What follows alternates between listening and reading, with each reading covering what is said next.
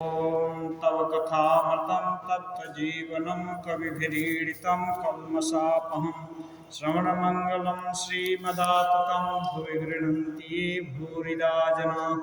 श्री रामकृष्ण वचनामृत। Master के प्रति उपदेश।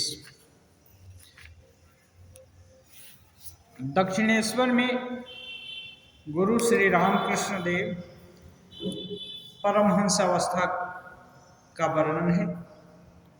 श्री रामकृष्ण साधुओं की बात करते हुए परमहंस की अवस्था बताने लगे। वही बालक की सी चाल, मुंह पर हंसी जैसे एक 10 फूट फूट कर निकल रही है।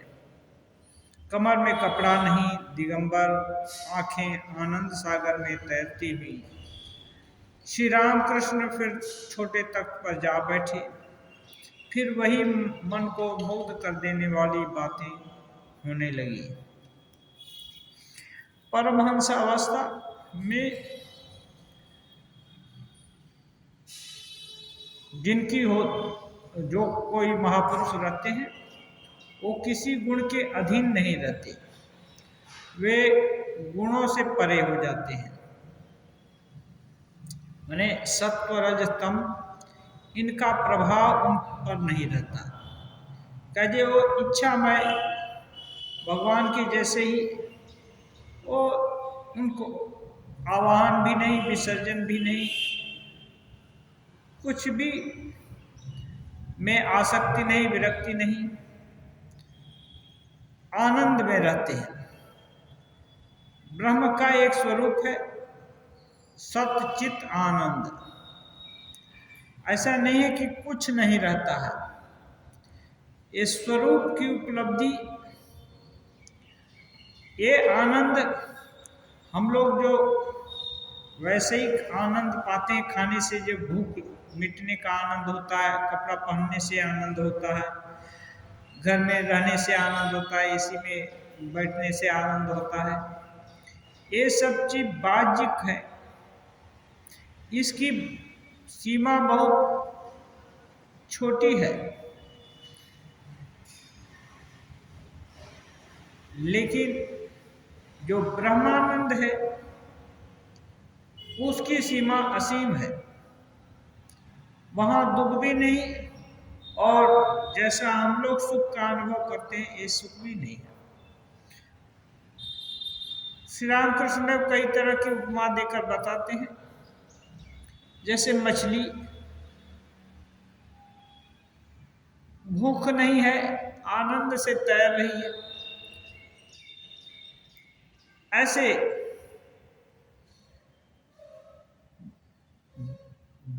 जीवात्मा है सच्चिदानंद सागर में मानो तैरती है।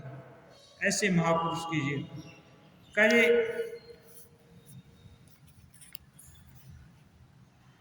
आनंद की कहीं भी कमी नहीं दिखती है। मानो वो जो बर्तन के अंदर कोई बर्तन है, उसमें ज्यादा सामान भर दिया जाए, जल हो या दूध हो या कुछ भी, तो मानो ऊपर गिरना चाहता है, ऐसे ऐसे गिर कर निकलना, ऐसे आनंद होता है। आनंद समाता नहीं है, क्योंकि ऐसे महापुरुष का सब कुछ आनंदमय हो जाता है।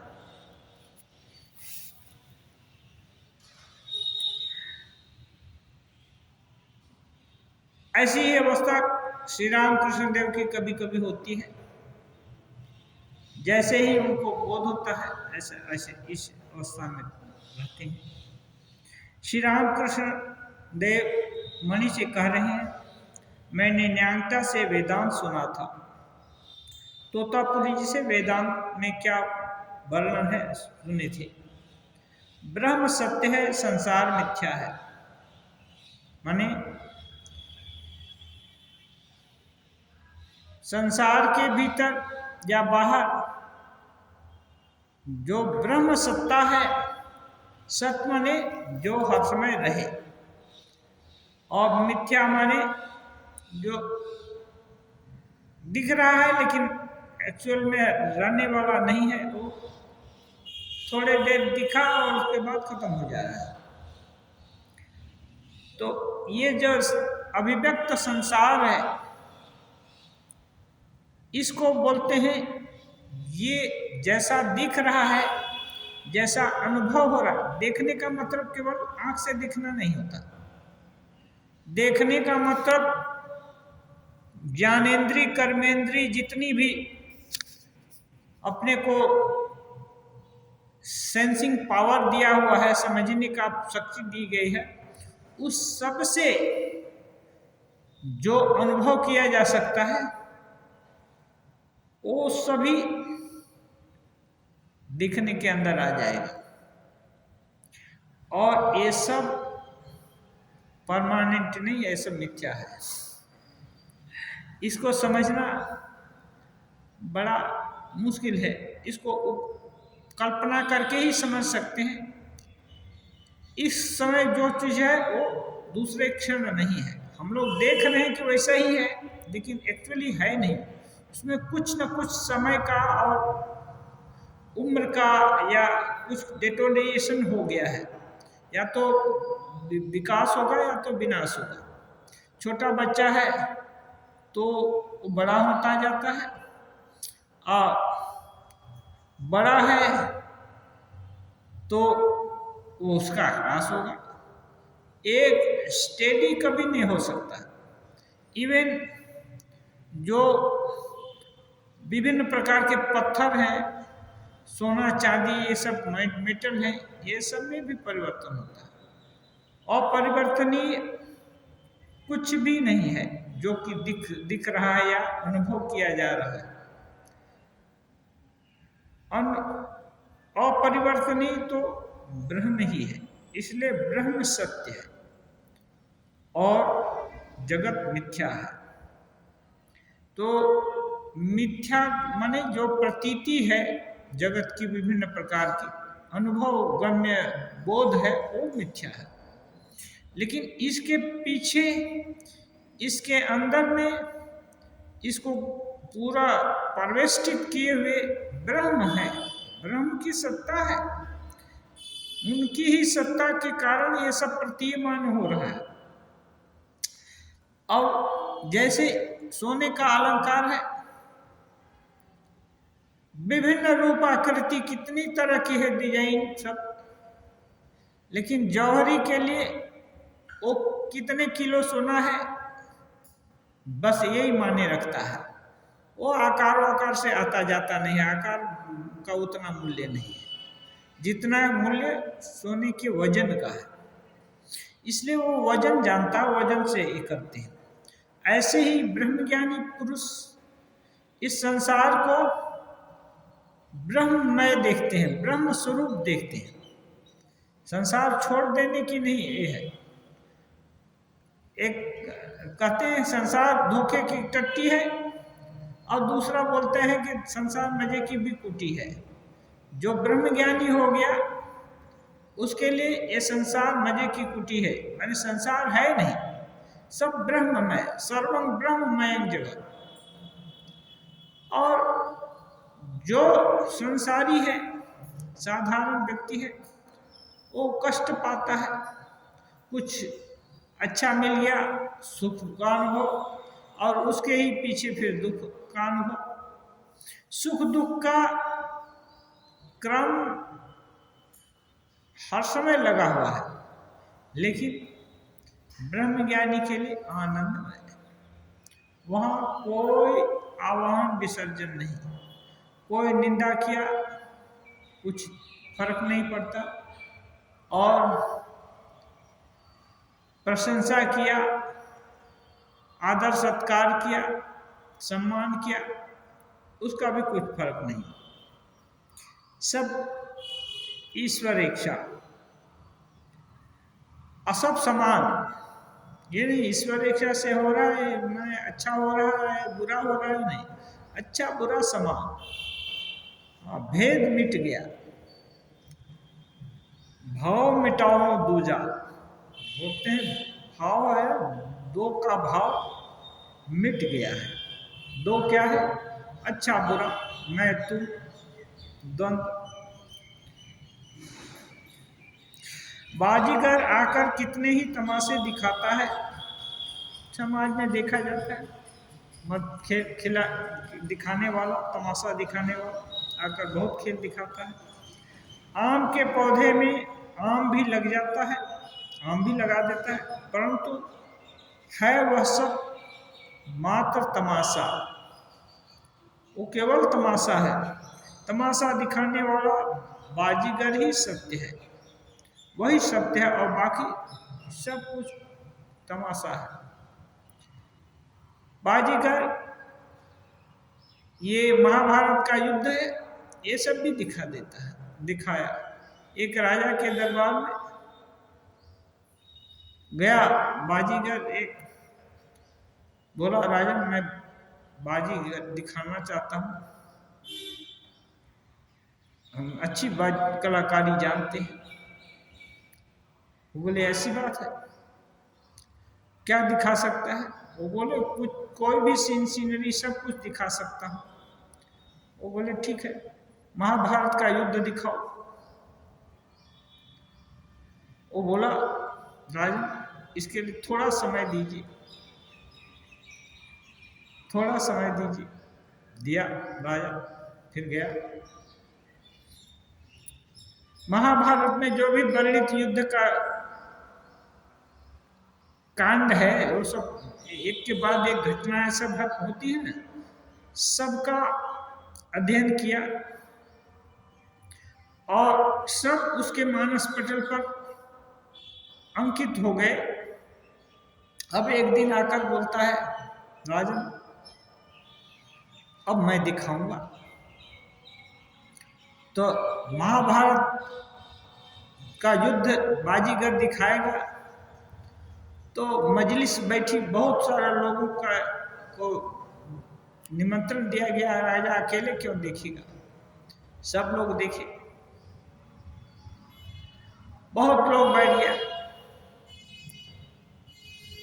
थोड़े ही देर में लाइट आप या जो कुछ भी करना हुआ कर दिया।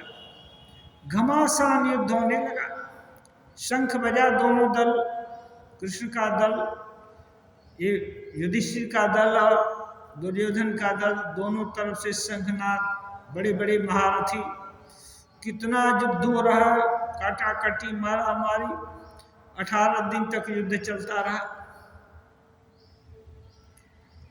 और राजा क्या किया, तब कैमरा हो गया था, वो बोला कैमरा ऑन कर दो, जिससे महाभारत का युद्ध दिखाएगा तो देखिए उसमें आएगा।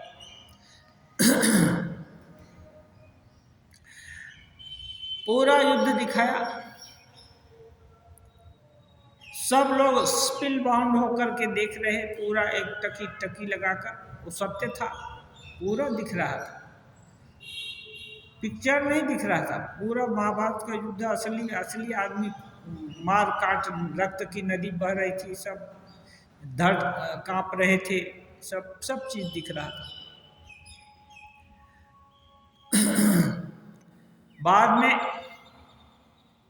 ये लोग सोचा कि अब तो रील बन गई होगी बढ़िया महाभारत की। तो देखा तो सबके बीच में बाजीगर है ना, चुपचाप बैठे हुए हैं, ध्यानस्थ। वो हाथ भी हिला नहीं रहा है, केवल ध्यानस्थ बैठा हुआ है। और बाकी सब युद्ध जितना मार काट हा हो, ये जो कुछ भी युद्ध में होता है सब कुछ हुआ। इच्छा शक्ति इतनी प्रबल है बाजीगर की कि उसकी इच्छा शक्ति के लपेटे में सबकी इच्छा शक्ति को ले लिया। सब लोग बाध्य हो गए वो जो सोच रहा है वो देखने के लिए। वो कुछ नहीं रहा है, हो नहीं रहा है, लेकिन वो जो सोचता है सब देख रहे हैं, वही सबका मन वही देख रहा है, सब वही सोच रहे हैं। इतनी इच्छा शक्ति का प्रभाव, इसलिए बोलते हैं ये मन बहुत शक्तिशाली है। एक मन कितने मन पर हावी हो गया। तो इस मन का संयम करना जो जान जाते हैं उनके लिए ये है। वो दूसरे के मन को भी परिवर्तित कर दे सकते हैं। कभी कभी महापुरुष लोग दूसरे को जाकर स्वप्न में भी दीक्षा देते हैं, उपदेश भी देते हैं और सही उपदेश देते हैं। जो जागृत में दिया जाना चाहिए वही स्वप्न में भी देते हैं। तो ये मन के कारण, मन की कई अवस्थाएं, जागृत स्वप्न सुषुप्ति तीनों अवस्थाएं, और अंतिम में तुरीय अवस्था भी है। तो तुरीय अवस्था में तो कुछ लिया नहीं जा सकता, ये तीन अवस्था में दिया जा सकता है। तो सत्य क्या है? बाजीगर सत्य है। श्री राम कृष्ण देव बोल रहे हैं बाजीगर सत्य है, बाकी सब तमाशा है। पूरा महाभारत का युद्ध तमाशा हो गया, दिखा। हाँ, ऐसे ही इसको बोलते हैं अंग्रेजी में इन्फरेंस, अनुमान, अनुमान प्रमाण। कुछ चीज मान लिए ऐसा होगा, वो हो रहा है, देख रहे हैं, दृष्टांत देख रहे हैं, अब तब कल्पना करते हैं कि ये भी हुआ होगा या ऐसे। तो यदि ये सब चीजें मिथ्या हैं जबकि घटी है, अभी दिखी, ऐसा नहीं कि कोई ना कर दे कि नहीं देखा है, सब देखा, लेकिन कमरा में एक भी नहीं आया, कुछ भी नहीं आया। कमरा में केवल चुपचाप बैठा हुआ ध्यानस्थ, हाँ, वही चीज आया, वो कुछ नहीं कर रहा है, इच्छा शक्ति से सबको नचा दे रहा है, ये है। तो यही जो ब्रह्म स्वरूपता है, मानो बाजीगर ब्रह्म स्वरूप है, ब्रह्म ठीक है, और बाकी चीज है जो दिख रहा है वो सब मिथ्या। जब तक दिखा तब तक के लिए था, अब कुछ नहीं है, उसका अवशिष्ट अंश कुछ नहीं है। मणि, जीवन जैसे एक लंबी नींव है, इतना ही समझता हूं कि सब ठीक ठीक नहीं देख रहा हूं। मणि अपना ये बोल रहे हैं कि सब ठीक नहीं देख रहे हैं, क्योंकि जो देख रहे हैं वो परमानेंट नहीं है। जिस मन से मैं आकाश को नहीं समझता, उसी मन से संसार को देख रहा हूं ना। वो बोल रहे हैं जिस मन से आकाश को समझते नहीं, उसी मन से तो संसार को देख रहा हूं। अतएव देखना किस तरह से ठीक होगा? अब ये रामकृष्ण देव के सामने स्पष्ट रूप से बोल रहे हैं, जब नहीं देख पा रहा हूं तो ठीक से देखना कैसे होगा? देखना माने जानना, समझना। श्री रामकृष्ण एक तरह और है, दूसरा तरकीब बता रहे हैं। आकाश को हम लोग ठीक नहीं देख रहे हैं, जान पड़ता है वह जमीन से मिला हुआ है। दूर से देखेंगे तो जमीन और आकाश मिला हुआ है, ये दिखाई देगा जमीन। अतएव आदमी सत्य कैसे देखे? भीतर विकार जो है, ठाकुर भी बोल रहे हैं कि इसलिए आदमी सत्य को देख कैसे सकता है, वो लगा हुआ भीतर में विकार है। जैसे आकाश जमीन से लगा हुआ, कितना भी दूर जाएंगे देखेंगे जमीन से ही लगा है, लेकिन पास में कहीं आकाश से लगा ही नहीं है, तो विकार है। इसके कारण ही नहीं दिख रहा। अब इसको कैसे समझाएं, कितना तरह का विकार है? इसलिए रामकृष्ण देव अब गाना गाने लगे, विभिन्न उपाय अवलंबन करते हैं कैसे समझ में आ जाए। गाने का भावार्थ है, हे शंकरी, यह कैसा विकार है? तुम्हारी कृपा औषधि मिलने पर ही यह दूर होगा। गाना है, उसका सार यही है, ये विकार कैसा है? संसार विकार तुम्हारी कृपा औषधि मिलने पर ही दूर होगा, अन्यथा इसको रोग को का दूसरा वैद्य नहीं है, दूसरा हटाया नहीं जा सकता। अब कह रहे हैं विकार तो है ही, देखो ना संसारी जीव आपस में लड़ते हैं, परंतु जिस आधार पर लड़ते हैं वह बेजड़ है। लड़ाई भी कैसी, तेरा यह हो तेरा वह हो, कितनी चिल्लाहट और कितनी गाली गलौज।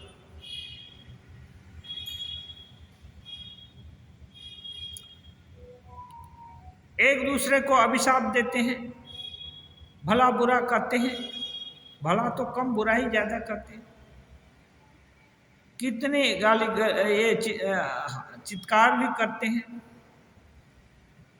परंतु जिसके लिए बोलते हैं आधार, जिस आधार पर लड़ते हैं वो ही बेकार है। जिस वस्तु के लिए लड़ रहे हैं वो सत्य नहीं है, वो मिथ्या वस्तु है।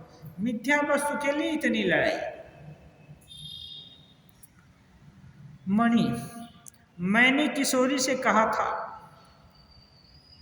छूछे संदूक में है कुछ भी नहीं, परंतु आदमी खींचातानी कर रहे हैं रुपए हैं यह समझकर। खाली संदूक है, ताला लगा हुआ है, सब लोग सोच रहे हैं इसमें बहुत माल पड़ा है, इसलिए छीना झपटी हो रही है, लेकिन एक्चुअली में कुछ है नहीं उसके अंदर। मणि फिर कह रहे हैं अच्छा यह देह ही तो कुल अनर्थों का कारण है। यही सब देखकर ज्ञानी सोचते हैं इस गिलाफ को छोड़ दें तो जी बचे। गिलाफ माने वस्त्र। बोलते हैं यही देह तो सब अनर्थ का कारण है, देह नहीं रहे तो इसमें दुख आएगा नहीं। तो ज्ञानी लोग सोचते हैं कि इसको छोड़ देने से कैसा है, लेकिन छोड़ने से छुट्टी नहीं मिलेगी। जे अस्पताल में भर्ती होने से स्वस्थ नहीं हुए तब तक छुट्टी नहीं मिलेगी। ऐसा श्री रामकृष्ण देव आगे कह चुके हैं। शरीर छोड़ने से मुक्ति हो जाएगी ऐसी बात नहीं। शरीराभिमान खत्म हो गया, देह बोध जो देह में देह बोध है वो खत्म होकर ब्रह्म बोध हो गया। जो ब्रह्म शैशव अवस्था में था, युवा अवस्था में था, जवानी में था, इस समय भी है, बुढ़ापे में ही भी रहेगा, मरने के बाद भी रहेगा। शरीर मर जाएगा तब भी रहेगा। यदि ऐसा बोध हो जाए तो शरीर का बंधन खत्म हो गया, तब उसके बाद शरीर छूट जाए तो कोई बात नहीं है। उसके आगे यदि छूटे तो उसको बोलते हैं हत्या। क्या बोलते हैं? आत्महत्या। ये बड़ा अपराध है।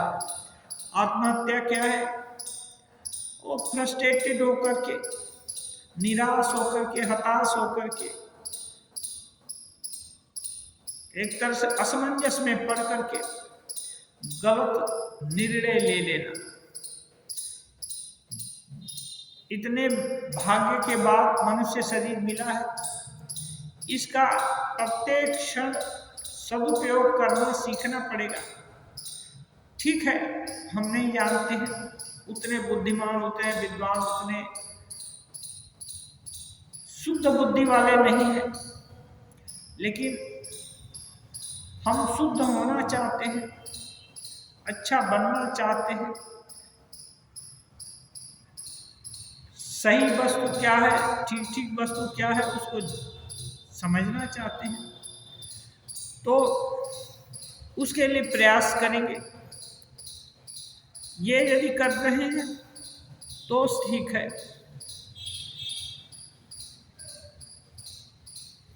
श्री रामकृष्ण देव काली मंदिर की ओर जा रहे हैं। श्री रामकृष्ण क्यों इस संसार को धोखे की टट्टी कहा है, तो इसे आनंद की कुटिया भी तो कहा है। बोल रहे हैं कि इस संसार को कोई कोई धोखे की टट्टी कहता है, तो कोई कोई इसके आनंद की कुटिया भी कहता है। कैसे? देह रही भी तो क्या संसार आनंद की कुटिया भी तो हो सकता है। माने ये देह दुख का आगार भले रहे, लेकिन ये संसार आनंद की भी कुटिया हो जाए। कैसे? जब शरीर में ब्रह्म बोध हो जाए, ब्रह्म को छोड़कर और कुछ भी कहीं नहीं है ऐसा बोध हो जाए, तो ये संसार, जिसको लोग संसार बोलते हैं, संसार में सम्यक सरति, जो इस समय है वो दूसरे क्षण नहीं रहेगा, यही इसका विधान है। इसीलिए इसका संसार कहते हैं।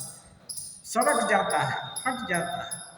इस समय जो है दूसरे क्षण नहीं है, तीसरे क्षण भी नहीं है, चौथे क्षण भी नहीं है, हर समय प्रतिक्षण परिवर्तनशील। इसीलिए इसको सम्यक सरति, इसलिए सम्यक रूप से, मैंने ठीक ठीक रूप से सरकता है, रहता है, इसलिए इसको संसार कहते हैं। तो इस संसार के भीतर यदि ब्रह्म ज्ञान हो जाए तो ये मजे की कुटिया हो जाए। मणि निर्वच्छिन्न आनंद यहाँ कहाँ है? यानी संसार में निर्वच्छिन्न आनंद, निर्वच्छिन्न का मतलब अबाध गति से हर समय सदा वर्तमान, ऐसा आनंद संसार में नहीं होता। मास्टर महाशय कहते हैं संसार में तो ऐसे ही परिणाम ताप संस्कार दुख गुण वृत्ति विरोधाच दुख में सर्वं विवेकिन। इस संसार में जो कुछ भी है, विवेकी लोग इसको दुख में ही जानते हैं। यही चीज ये कहना है कि कहाँ अविरल आनंद कहाँ है? श्री राम कृष्ण कह रहे हैं हाँ यह ठीक है। श्री राम कृष्ण काली मंदिर के सामने आए, माता को भूमिष्ठ हो प्रणाम किया, मणि ने भी प्रणाम किया। श्री राम कृष्ण काली मंदिर के सामने चबूतरे पर बिना किसी आसन के काली माता की ओर मुंह किए हुए बैठे हैं। केवल लाल धारीदार धोती पहने हैं। उसका कुछ हिस्सा पीठ पर पड़ा है, कुछ कंधे पर। पीछे नाट मंदिर का एक स्तंभ है, पास ही मणि बैठे हैं। श्री राम कृष्ण ने अनुमोदन किया, हाँ संसार में दुख ही है, संसार में पूरी आनंद नहीं है। तो क्या संसार के बाहर जो चल रहा है असंसारी हो जाए। असंसारी का मतलब वही ब्रह्म ज्ञानी हो जाए, राजा जनक के जैसा, तो संसार मजे की कुटिया है। हाँ, मिथिला में, पूरी मिथिला में आग लग जाए तो जनक का क्या, उनको कुछ होता नहीं। मणि यही अगर हुआ तो देह धारण की फिर क्या आवश्यकता है? श्री राम कृष्ण बोले हाँ संसार में दुख तो है, तो मणि बोल रहे हैं तब देह धारण करने से क्या लाभ? केवल दुख पाने के लिए। देख तो यह रहा हूं कि कुछ कर्मों का भोग करने के लिए ही देह धारण करना होता है। वह क्या कर रहा है वही जाने। बीच बीच में हम लोग पिस रहे हैं, वह माने ईश्वर क्या कर रहे हैं वही जाने। हम लोग बीच में पिस रहे हैं। सामान्य आदमी जब निष्पक्ष होना चाहता है, थोड़ा विचार करता है, तो देखता है संसार है और भगवान है। संसार में हम लोग नाहक पिस रहे हैं। लगता है कोई कर्म भोग है, उसको करने के लिए हम लोग आ गए हैं। ईश्वर क्या कर सहायता कर रहे हैं पता नहीं चल रहा, क्या कृपा कर रहे हैं कुछ नहीं पता चलता है, केवल देख रहे हैं कि हम लोग कष्ट का अंत नहीं है। श्री राम कृष्ण। चना अगर विष्ठा पर पड़ जाए तो भी उससे चने का ही पौधा निकलता है। अब ये कह रहे हैं कि चना यदि विष्ठा पर पड़ जाए मैंने खराब जगह पड़ जाए, चना क्या है? यदि जीवात्मा यह है, आत्मा है ना, संसार में पड़ जाए तो क्या है? संसार भले ही विष्ठा हो, लेकिन जीवात्मा तो नित्य शुद्ध बुद्ध मुक्त स्वभाव है, उसका क्या बिगड़ने वाला है? इसलिए कोई चिंता की बात नहीं है। जो जो आत्मा को पकड़ा वो फिर इस दुख संसार से पार हो जाता है।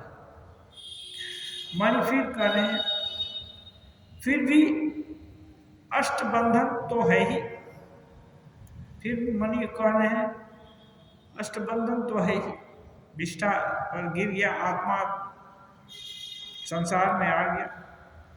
8 बंधन, लज्जा घृणा भय कुल शील मान जाति अभिमान, ये सब ये है, ये विभिन्न आवरण दे दिया है।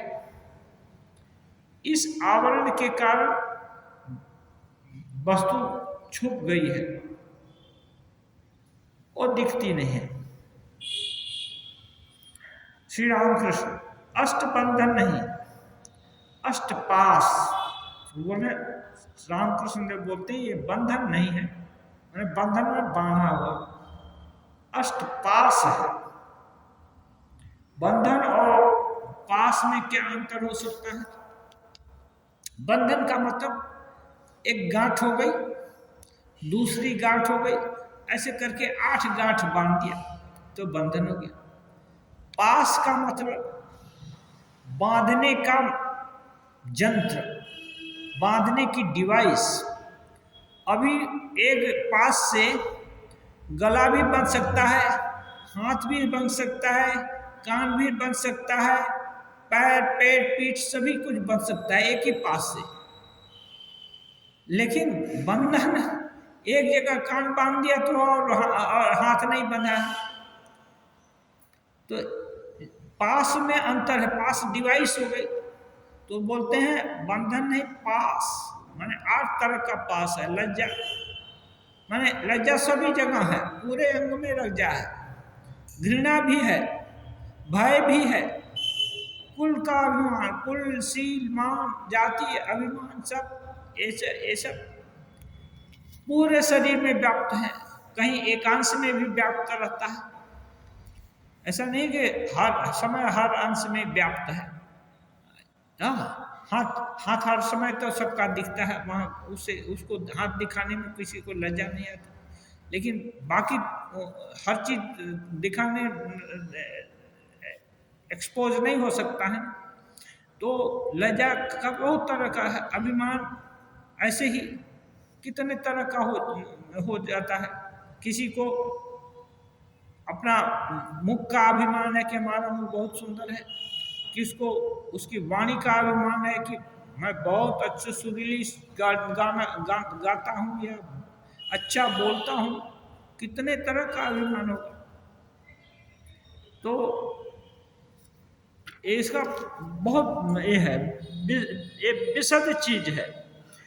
कह रहे हैं अष्टपास हैं तो इससे क्या, अष्टपास है तो भी क्या है? उनकी कृपा होने पर एक क्षण में अष्टपास छूट सकते हैं।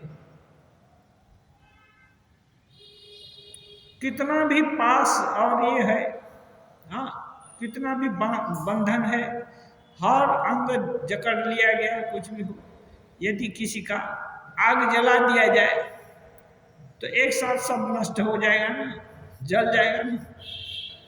ऐसे ही बोलते हैं ज्ञानाग्नि सर्वकर्माणि भस्मसात कुरुते तथा। ज्ञानाग्नि होने से जितना पास टास जो भी है ना, अनंत जन्म के कर्म एक क्षण में खत्म हो जाएंगे। श्री रामकृष्ण देव कहते हैं, हजारों साल का घोर अंधकार कोठरी, एक माचिस की तीली लाओ, जलाओ और एक क्षण में पूरा प्रकाशित हो जाएगा, धीरे धीरे करके नहीं। ऐसे ही माँ की कृपा, उनकी कृपा होने से बोलते हैं एक क्षण में अष्टपाश छूट सकते हैं। अष्टपाश क्या है? वो बांधा हुआ है, बंधा हुआ है चीज। वैसे ही अंधकार, अंधकार क्या करता है? दृष्टि को बांध कर रखता है, प्रकाश हो जाने से दृष्टि खुल जाती है। ऐसे ही बंधन बांध कर रखा है, माँ की कृपा हुई, एक साथ सब बंधन खत्म। जिस तरह की 1000 साल के अंधेरे कमरे में दीपक ले जाने पर एक क्षण में अंधेरा हो जाता है, थोड़ा थोड़ा करके नहीं। बाजीगर का एक खेल तुमने देखा है? कितनी ही गांठ लगी रस्सी का एक छोर वह एक जगह बांध देता है और दूसरा छोर अपने हाथ से पकड़े रहता है। उसने रस्सी को हिलाया नहीं कि सब ग्रंथियां एक साथ खुल गईं।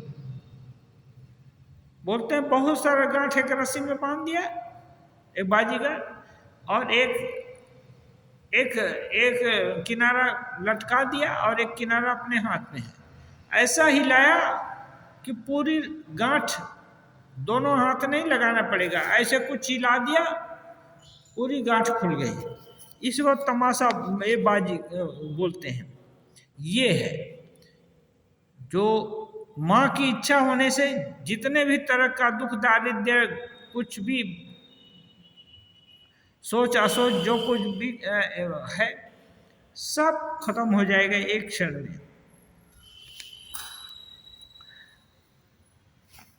परंतु दूसरा आदमी चाहे, बोलते हैं बाजीगर एक इशारा कर दे पूरा खुल जाता है, लेकिन दूसरा आदमी चाहे उसे खोल नहीं सकता, एक गांठ भी नहीं खुलेगी दूसरा आदमी से।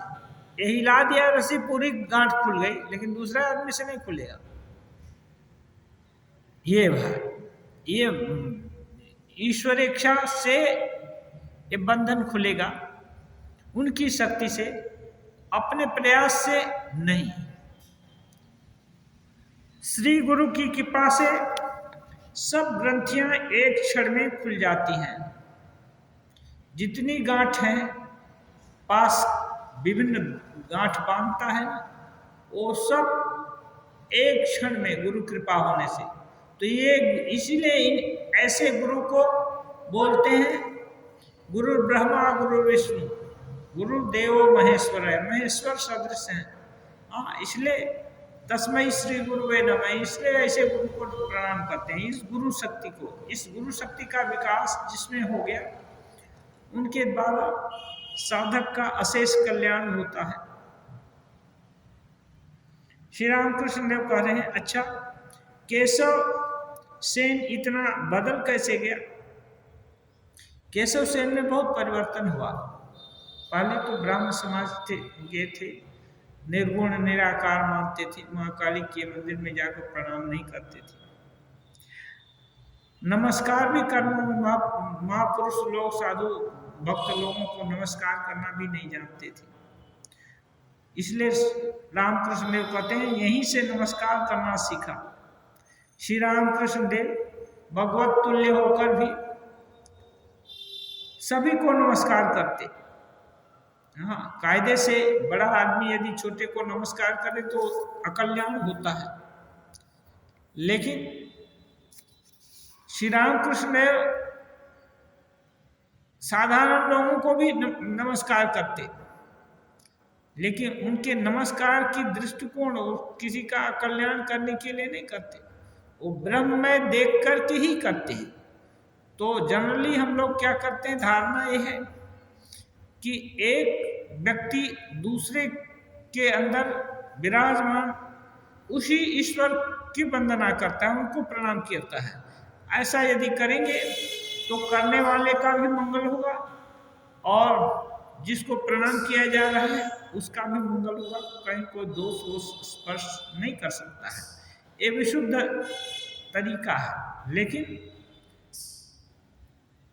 यदि छोटे शिष्य को गुरु प्रणाम करे भय के कारण या उसका और कुछ के कारण, तो उसका अमंगल हो जाएगा।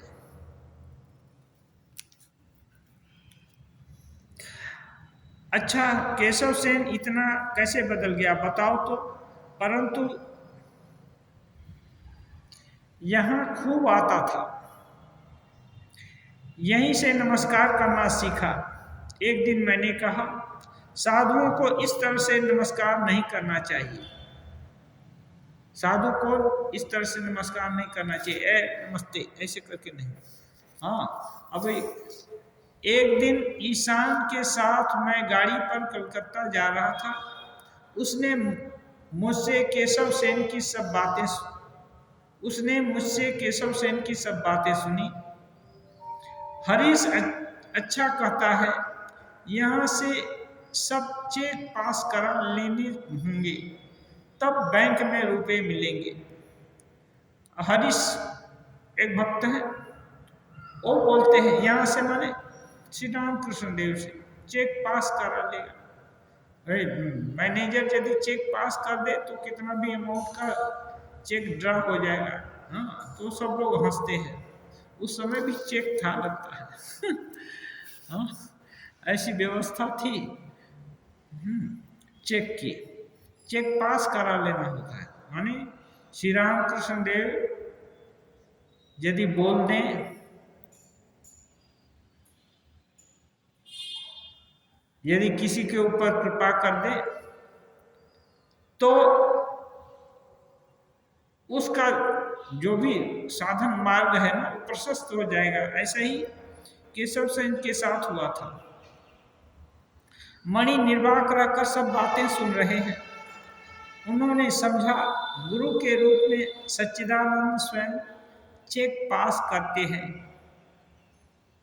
गुरु के रूप में माने रामकृष्ण के रूप में मणि सोच रहे हैं दिमाग में कि ये चेक पास करना। हाँ, सच्चिदानंद ही रामकृष्ण के रूप में चेक पास कर रहे हैं, माने केशव सेन या इसका उसका सबका उद्धार करने का व्यवस्था बना दे रहे हैं। श्री रामकृष्ण विचार न करना, उन्हें कौन जान सकता है। न्याटा कहता था, मैंने सुन रखा है, उन्हीं के एक अंश से यह ब्रह्मांड बना है। वेदांतवादी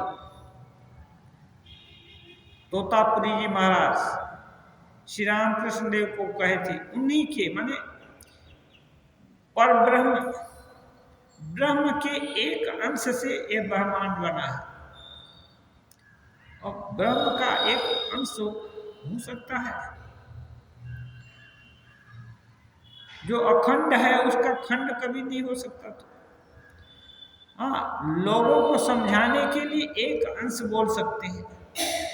हाँ, कहने के लिए पूरा ब्रह्म से ब्रह्मांड नहीं बना है। कहने का मतलब यह है, एक अंश का मतलब ब्रह्म चाहे तो ऐसे अनंत ब्रह्मांड बना सकते हैं, इतनी कैपेसिटी है। जो बना है दिख रहा है वो उनकी कैपेसिटी के, उनकी क्षमता के बहुत स्वल्पांश है, ये बहुत कम अंश है। हाँ, वो कुछ भी कर सकते हैं। ये अद्वैत वेदांती परमहंसाग्रणी, वो परमहंस में अग्रणी है ये तोतापुरी जी महाराज। वो कहते हैं श्री रामकृष्ण देव को कि उनके ही अंश से ब्रह्मांड हुआ है। इसलिए विचार करना कि कैसे हो रहा है, क्या हुआ है, हाँ, विचार करके जान सकता है, ऐसा नहीं हुआ। तब क्या हो सकता है, उन तमेव शरणं गच्छ सर्वभावेन भारत। हाँ, उनकी शरण में जाना पड़ेगा और मानना पड़ेगा। मान लिया और शरणागत हुआ तो बात बन गई। कहते हैं हाजरा में बड़ी विचार बुद्धि है। हाजरा बहुत विचार करता है। वह हिसाब करता है, इतने में संसार हुआ और इतना बाकी रह गया। उसका हिसाब सुनकर मेरा माथा ठनकने लगा। मैं जानता हूँ मैं कुछ नहीं जानता। कभी तो उन्हें अच्छा सोचता हूँ और कभी उन्हें बुरा मानता हूँ। उनको मैं क्या समझूंगा। श्री रामकृष्ण का ये मानना है, कभी अच्छा भी मानते हैं कभी बुरा भी मानते हैं। स्वामी जी कभी बोले थे कि मैं यदि ईश्वर होता तो इससे बहुत अच्छा संसार बना देता। जब स्वामी जी दुख के थपेड़ों से जूझ रहे थे, अर्थाभाव अन्नाभाव से, तब की बात है। वो बोले यदि मैं ईश्वर होता तो इससे बहुत अच्छा सृष्टि का रचना कर देता। कष्टों में ऐसा होता है, वो ऐसी भावना होती है, लेकिन नहीं, जब निष्पक्ष होकर देखेंगे तो देखेंगे ईश्वर अच्छा बुरा सब कुछ बनाए हैं, लेकिन वो किसी पर पार्शियल होकर या किसी को ऐसा कष्ट नहीं देते। सिस्टम बना दिए हैं, अपनी नाचो अपनी गाओ अपनी दाओ ना करता ले। अपने नाचो अपने कमाओ अपने खाओ, जो भी करेगा, जो भी प्रवृत्ति पोषण करेगा उसके अनुरूप फल पाएगा। अब जब प्रवृत्ति अपने हाथ में है तो भगवान भला क्यों इसमें लपेटे में आ गए। लेकिन नहीं, जब अपना बस नहीं चलता, दुहाई राजा उनका हेल्प मांगा जाए, वो हर समय हेल्प देने के लिए तैयार है। हेल्प मांगना माने क्या? अनंत शक्ति के सामने समर्पण कर देना, दिल खोल देना कि अब अपना बस नहीं चल रहा है, अब तो आप हो, आप ही जो चाहो करो, सुख दीजिए दुख दीजिए सिरबात से स्वीकार है, जो आप चाहें कीजिए। अब सुख दीजिए या दुख दीजिए या हल करिए समस्या या और बढ़ा दीजिए, सिर मात दिल दिमाग सबसे स्वीकार है, आप जो चाहे करिए। हाँ, इसलिए सारा चाहता है कि जो कुछ भी चाहे करिए, लेकिन एक बात तो थोड़ा चाहता है वो कि आपको ना भूल जाऊं, भ्रमित हो ना जाऊं कि मैं करता हूं, करता आप हैं यही बोध हो बना रहे, मैं करता हूं ऐसा न हो जाए। हाँ, ये होने से तब क्या है? अच्छा, मणि कह रहे हैं जी हाँ, क्या कोई उन्हें समझ सकता है? जिसकी जैसी बुद्धि है उतनी ही से सोचता है। मैं सब कुछ समझ गया, आप जैसा कहते हैं। एक चींटी चीनी के पहाड़ के पास गई थी, उसका जब एक ही दाने से पेट भर गया तब उसने कहा अब की बार आऊंगी तो पहाड़ का पहाड़ उठा ले जाऊंगी। एक दाना चींटी खाई, उसका पेट भर गया, दूसरा दाना लेकर चल दिया, लेकिन चलते चलते वो सोच रही अब लौट कर आऊंगी तो पूरी पहाड़ को उठा ले जाऊंगी, मैंने अपने बिल के पास ले जाएगा पूरा पहाड़। मैंने ये सोच होता है साधारण जीव का, मैंने इच्छा तृप्त नहीं होती। लेकिन असल बात है उनकी ठीक ठीक धारणा कोई नहीं कर सकता है, इसलिए शरणागत होना है। शरणागत होने से ठाकुर बोलते हैं माँ तुम्हें केवल हाँ कैसी हो तुम भी मुझको समझा दो। विभिन्न रूपों में, विभिन्न शास्त्रों में, विभिन्न मत पथों में तुमको लोग कैसे भजते हैं, ये तुम मुझको दिखा दो, सिखा दो, करा लो। ऐसा होने के कारण सभी तरह के शिक्षक वर्ग, साधक साधिका इकट्ठे हुए, श्री रामकृष्ण देव को जो भी प्रयोजन था सभी कुछ सिखाए। उनको कहीं नहीं जाना पड़ा इसके लिए। हाँ, केवल एकमात्र व्याकुलता ऐसी चुंबक है, चाहने मात्र से ही सब कुछ यहाँ हो जाएगा। क्यों? जो भांड में है वही ब्रह्मांड में है। जो आप हमारे भीतर है वही तो बड़े बड़े ऋषि मुनि या सिद्ध जोगी या महापुरुषों में है। तो यहाँ की सच्ची चाहत हो जाए कि गुरु मिले, ईश्वर मिले, तो वही अनंत गुरु का रूप धारण करके यहाँ आ जाएंगे। सब जितना भी साधन होगा, जरूरत होगा, सब जुटा देंगे, वही ईश्वर सब कुछ कर देंगे, व्यवस्था कर देंगे। अन्यथा ये जो संसार है इसको टाल देना, इससे छुट्टी पा लेना। कितने बार भी गला घोंट दिया, आत्महत्या करने पर भी नहीं कुछ होगा। इसलिए एक उपाय है, जान करके ईश्वर का हो जाना और सब सर्वत्र ईश्वर में देखना, सोचना। हाँ, तत्चिंतनम तत्कथनम अन्योन्यं तत्प्रबोधनम तदैक परत्वं च ब्रह्माभ्यासम विदुर्बुधा। हर समय उनका ही चिंतन, उनका ही कथन, उनका ही श्रवण, उनका ही सोच यदि ऐसी हमारे अंदर आ जाए तो इसको ठीक ठीक चिंतन, स्मरण और लगन बोलेंगे। और फिर ऐसा आ गया तो ये अरुणोदय हो गया, मान लेना चाहिए। स्वभावतः यदि आ गया तो अरुणोदय हो गया। अब वस्तु पाने में विलंब नहीं है। ओम निरंजनम नित्यम अनंत रूपम भक्तानुकंपाधृत विग्रहम वै ईशावतारम परमेशमीड्यं तं राम कृष्णं शीर्षा नमामि।